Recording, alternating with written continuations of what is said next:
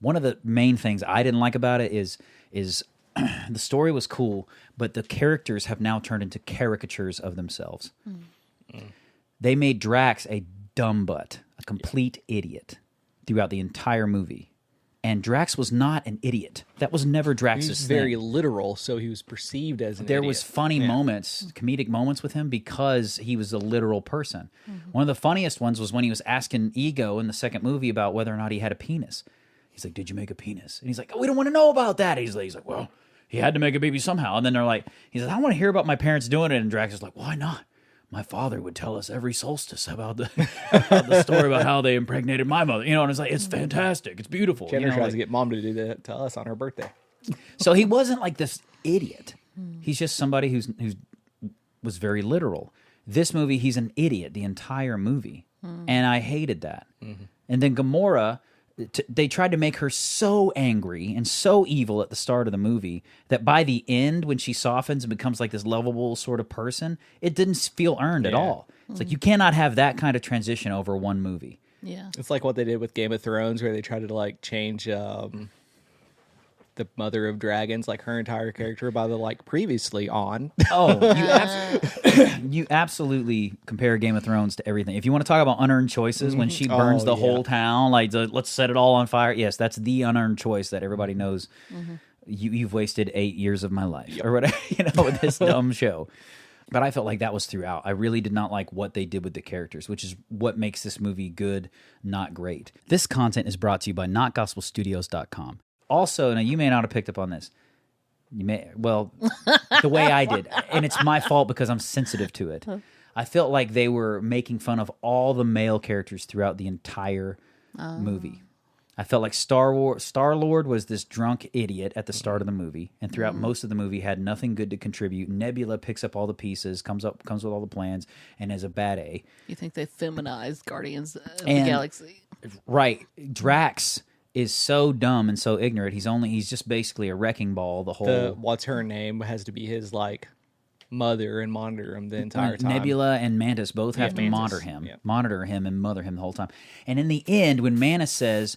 She comes to the conclusion on her own. She goes, "I'm leaving the Guardians because all I did was what Ego wanted me to do for so long. Now all I've done is what the Guardians want me to do for so long. I want to do what Mantis wants to do."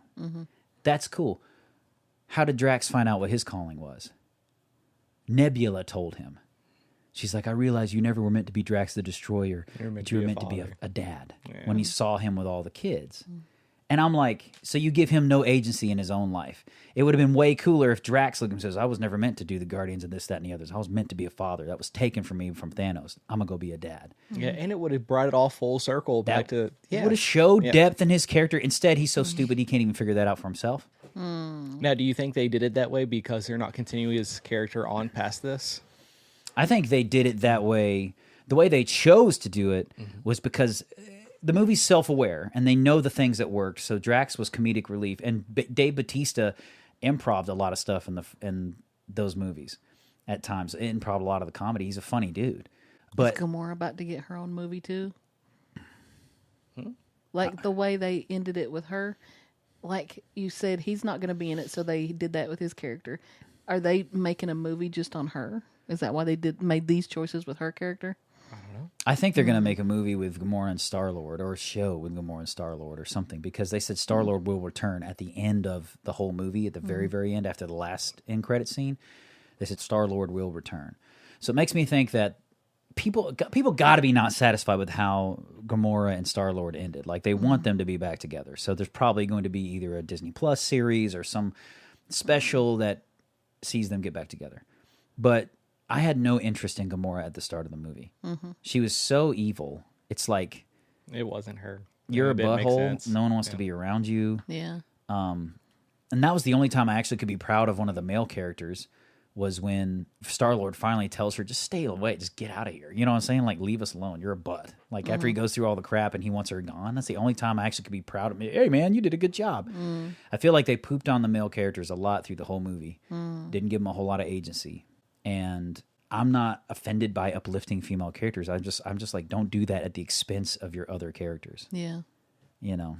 I thought from the preview they were setting up kind of a love triangle. And so in the movie, they did make some jokes, but I don't think they were ultimately doing that. No, yeah, with Nebula and yeah. Don't look at me with that puppy dog. Which just made it it made Star-Lord look like desperate and lonely. Yeah. And that's which he was. But, which he was, but like yeah. It's when you clump it in with all the other stuff, it starts looking. yeah, it just makes the male characters look pathetic. On top of that, for some reason in this movie, he just doesn't have his mask and his rocket boots, which would have been handy when he's floating through the space. Yeah, I thought that when dying. I was watching it. I was like, isn't he, can't he fly? For some reason, he gives up his equipment that he's known for this mission. Like, what? That doesn't make any sense. So the other male character that they clearly, again, this is another factoid of where they just abuse the male characters.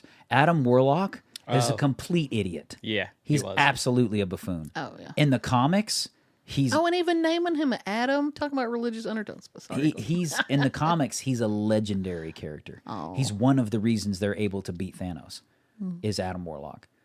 He's very, very like influential throughout the entire comic universe. They made him just a bumbling, super powerful baby in this movie, and I just was again pooping on the male characters. If you like this clip from the Not Gospel Studios channel, don't forget to share. Click on one of the other links and videos. You can find them here, and subscribe. I think it's down here. Tell your friends about us. Tell them that it's healthy, that it's vegan, and all of those things. Keep being awesome, because that's how God made you.